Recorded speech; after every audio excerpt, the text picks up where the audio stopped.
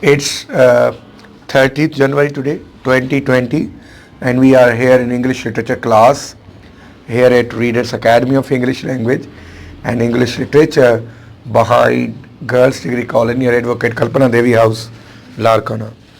Our official sale number is 0333756910. Get ready for some excited lectures today, because we shall cover 2 or 3 movements today in our this session. In this regard, the first movement that we will discuss, or rather I would say a school of thought. It was called a school of thought because it consisted its own peculiar thoughts about literature, and that school of thought was called Graveyard School of Poetry. Graveyard School of Poetry, they come earlier than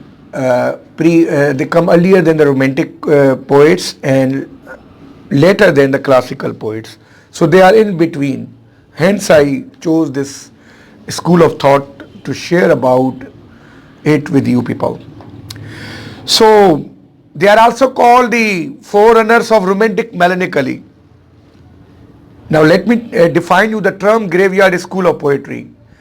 What does it stand for? The Graveyard School of Poetry is applied to a group of poets who wrote usually poetry bringing graveyard in their background, depicting the background in their poetry, and that background was related and relevant to graveyard. So hence the school was named or dubbed as Graveyard School of Poetry. Have you ever wondered, I now tell you a general view of fun fair that we often are, our festivals are there of saints, often we have in this part of the world. Have you ever wondered that why a fair is arranged in front of a church or a graveyard?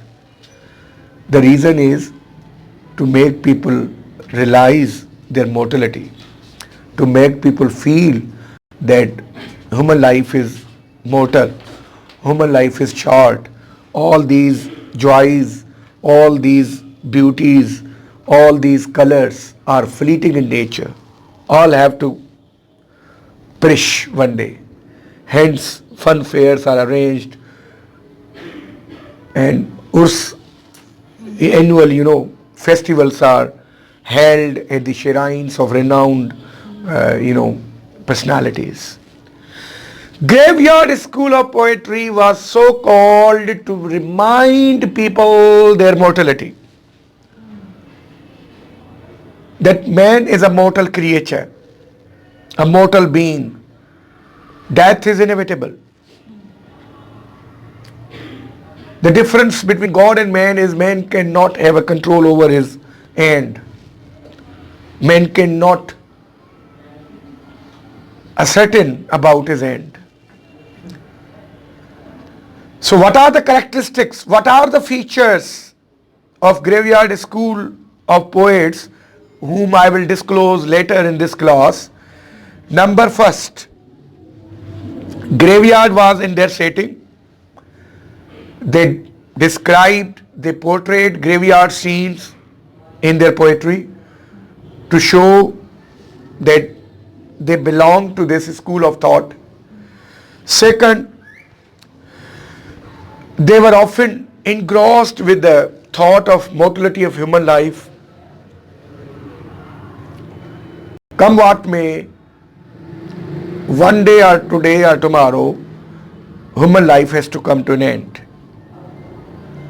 Third, these Graveyard School of Poets thought about vanity of human wishes. We human beings every time have wishes, one or another. One wish gets completed, the other starts. Then the other completes, the third one starts. So there's a series of wishes, and these all wishes and vanities in this mundane world all are artificial and fake.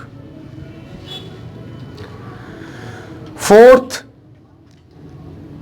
there was a element of a note of elegy and pensiveness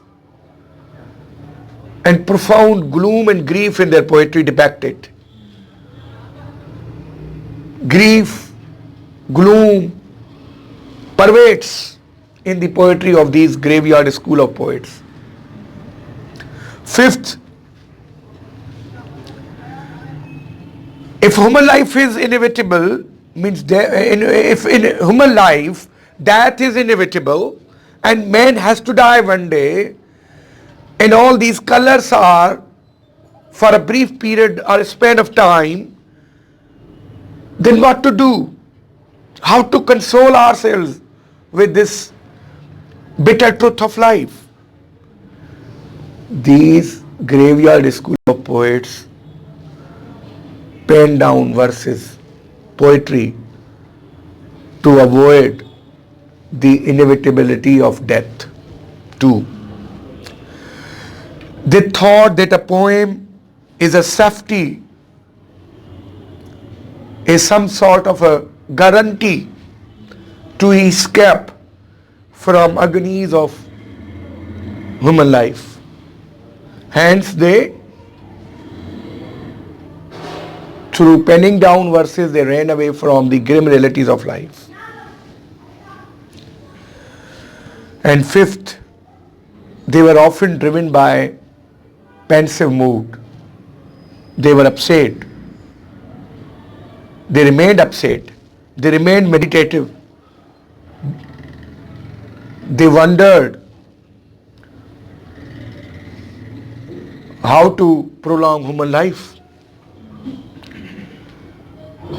And they found poetry the best expression of prolonging their life.